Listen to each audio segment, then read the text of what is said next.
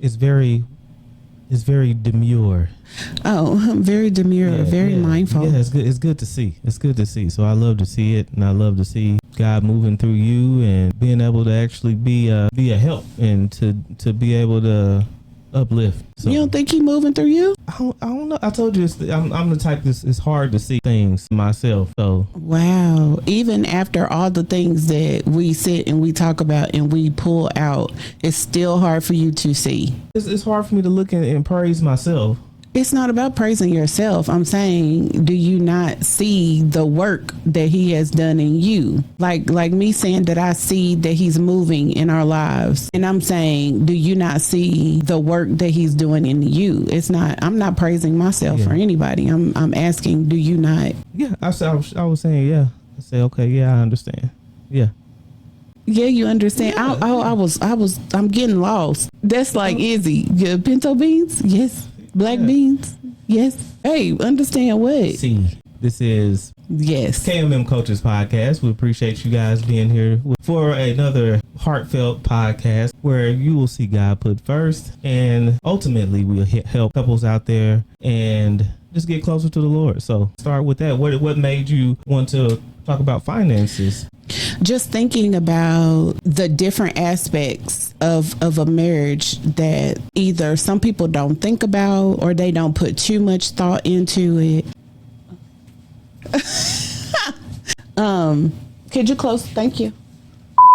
Like, did she just bring a whole pot of stew to you? She did. Okay. She did. But it's all love. God bless. God bless her. Because she learning. Because I put her in the kitchen blind. Okay. Okay. I just wanted to know what was going on. Okay. But no, just like either a lot of people don't think about it, they don't put too much thought into it, or they come into their marriage, their holy matrimony, with a full-blown secular view of the finances in a marriage. I'm not going to sit up here and say any of that is wrong, because I think that when it comes to certain topics in our marriage, I think couples figure it out what works for them. But my thing is like, well, how do we keep God the center of it? How do we make sure that when we get the finances, when we get the blessings that we are petitioning the courts of heaven for, how do we become better stewards of the blessing? You know, because the blessing doesn't mean anything if we don't have proper stewardship. And I don't think a lot of people think about the stewardship side of the finances, that when it comes to your marriage, the history from where my family comes from, it was mainly like two sides. It was like one side felt like you need to have your own, you know, when you come into a marriage, because you don't want no man trying to hem you up about no money. You don't want to have to feel like you got to go through your husband to ask him for things. You don't want to feel like basically a bald-head stepchild when it comes to coming to your significant other for funds. And then I had another side that felt like, regardless, keep your money separate. Like, your money is your money and his money is y'all money. My parents, they both worked. They both had full-time jobs. My father was one of the head men at the board of multiple utilities. So he was a city utility worker. Yes. Like, he literally, like you, worked his way up from the bottom to the office, right? So then he was a pastor. He was a full-time pastor. And then my mother was a full-time nurse. My parents, their finances were very much divided. That was a household that was, her money was her money and his money was their money. Because she had her separate checking accounts and he had his separate checking accounts, and they still got it to this day, even though they're both retired. They both, with their respectable careers, they both pulled in, when you say over six figures, like when it was combined, it was over six figures. Okay, especially probably towards the end. Okay, and so it was decent. It was nice. I feel like that was a few chinks in that chain. There was a lot of debt, and it was a lot of debt from both of them. It was one of them could handle the debt, the other one could not handle the debt, and the other one that could handle the debt ended up being responsible for all the debt.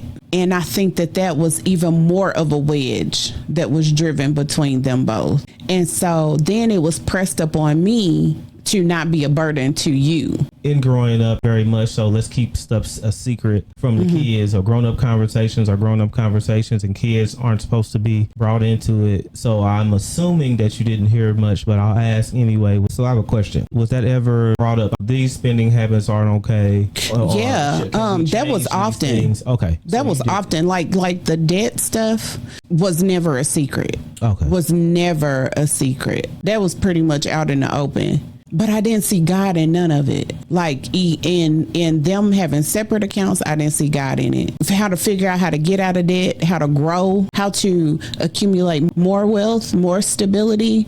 Like I didn't see God in any of that. The only thing that I saw God in was them making sure that they had their 10% on Sunday. That was it. Everything else was free game. And so when I came into our relationship, I had poor money management skills, and I ain't even gonna hold you. I ain't gonna say I'm at the top of the hill of proper stewardship in the finance realm, like past the tithe, right? The giving the 10% to the church. Yeah, whatever is going wrong in the relationship regarding money, it wasn't a thing to the point to where she's seeing them come together as two, like as a team. Asking God to come in here and change anything, praying about it, or no, like none of that. No, it was rage. It was anger fueled. It was a lot of finger pointing, and then swept under the rug. And then they went back like nothing ever happened. Yeah. And so for me, when I came into the marriage, I had no concept of proper or improper financial stewardship. So it was like a lot of it was like a lot of finger pointing, a lot of anger, a lot of rage, a lot of wrath, no accountability for what he did, what she did, what they did together. I did not know about saving. Like I heard the word. Like I'm not going to lie and say I didn't hear the word. But I know for my mother, she wasn't a big saver. Like my mother was a spender. It was like a lot of the things that came on in the household, it was divided. Because remember I said her money was her money. His money was their money. He paid for everything in the house. So that was the mortgage because they owned a house. He paid the utilities. He paid the cable. He paid everything.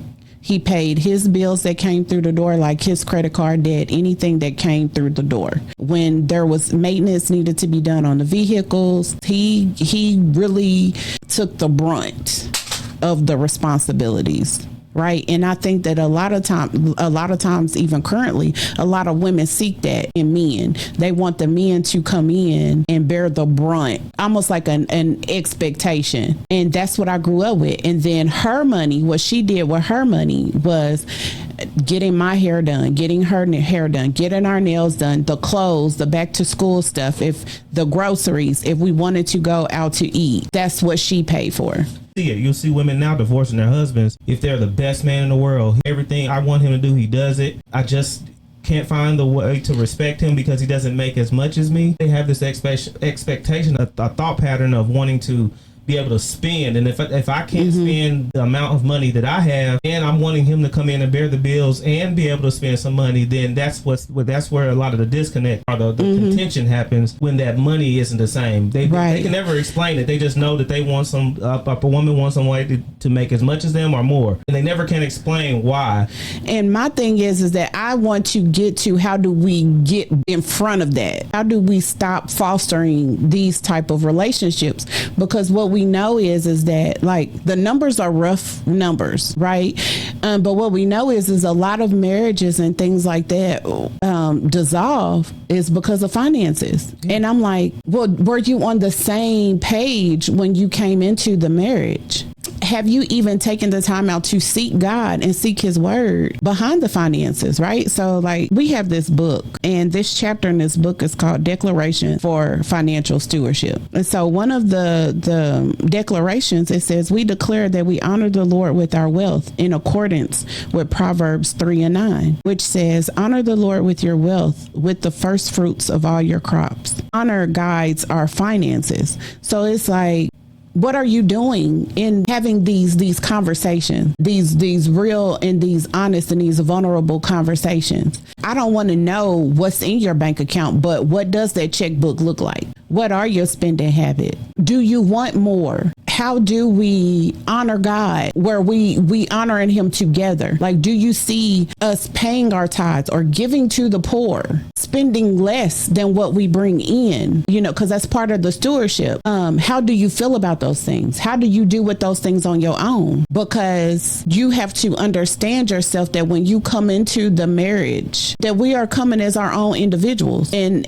as we come into our own individuals, then we are made into one. But I think we shoot ourselves in the foot when we don't be honest and tell the truth. Like, what are your expectations in this? What I have saw, and I think that it kind of set me up, is a lot of these thought processes and these thought patterns and things like that. And I think that if we get in front of it before the holy matrimony, then our people have a better shot at staying in the holy matrimony. We come into the holy matrimony, but with full-blown secular views, and we want to apply the secular views and mask it with the veil of being a believer at the same time. Yes, and I'm like, you can't have both at the same time, which is why the marriage ends up crashing. Yeah, you can have everything. Both of you guys could have money. Both of you guys could went to school and have great careers. And then say if one person came to the marriage with a mind of having good stewardship, saving and building, and the other person just was taught to go to school so they could spend. What happens when that person wanted to be the leader and say, okay, we're not going to spend this money like this because I see in our futures us having a couple of rental properties, and we can't go on cruises every year, or we can't buy all these Christmas presents and all the stuff throughout the year and be able to make it to our milestones. Mm-hmm. That could start an argument. I ain't need to get married and give over control of my money to that's you. That's the secular viewpoint, because you have been made one in Christ, but you still coming into your marriage with a secular identity. Very much separate thinking. You're together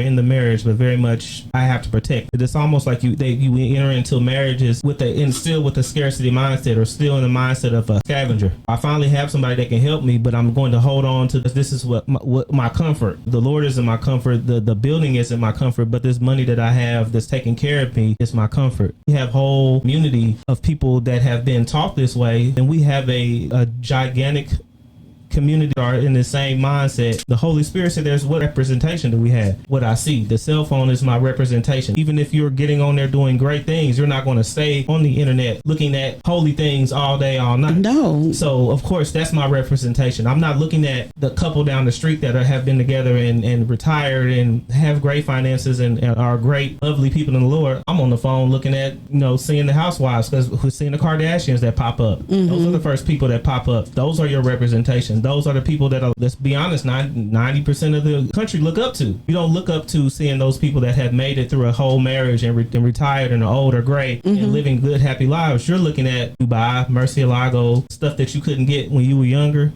It's just like the things of the past that you wanted then that you couldn't get then, you have the finances to get them now. So yeah, and it drives your decisions that you make. Yes, it drives your spending decisions. Yeah. And so in my mind, I think the goal for anybody who gets married is to stay married. I don't imagine that when people get married, they already thinking about divorce as they walking down the aisle. I mean, it might be some. I don't know. I think not 90% of them are thinking about the exit plan. I think as you're walking down the aisle, they're thinking of an exit plan. I might be wrong. That is bananas. I believe they're thinking about how beautiful the wedding is. And I think that gets people. And I think that's a trip. If I had to leave this marriage, how would I do it? And would I be in a better position than I am? And that's what I'm saying. And I'm like, if we had the conversations before they got to that point, it would be a lot less divorces and a lot less broken hearts, a lot less of broken covenants. Yeah, you can't go into it talking about, well, I need my separate bank account, because if something happened, I don't want to be all the way out. Well, see, I don't think that that's the proper thought you have. But again, like I said at the beginning of this podcast, I think that we do ourselves a dishonor when we don't have the conversations, because there are some couples that just having separate finances work. And there's nothing wrong with it. And there's nothing wrong with it, which is why I also said that when I named the different things, I said I can't say that any or all of those are wrong, but I think it's our heart posture and our mind frame we go into these things. Yeah, and some people don't find out about their spouses for the counseling until they get divorced, and then that's the part that even hurts even more, I think. Abundantly and beyond. And he said that them ain't my words, those are his words. But we know that he's a God that cannot lie and cannot fail. Okay, y'all, so before I jump, okay, y'all be back into another episode. So okay. It's been real. It's all love. We enjoyed this conversation with you. We hope you enjoyed it. You are so silly. Well, I appreciate it, guys. Make sure you like and subscribe to the channel. Let people know that share, please. That's it. That's all. Okay, love you. Bye.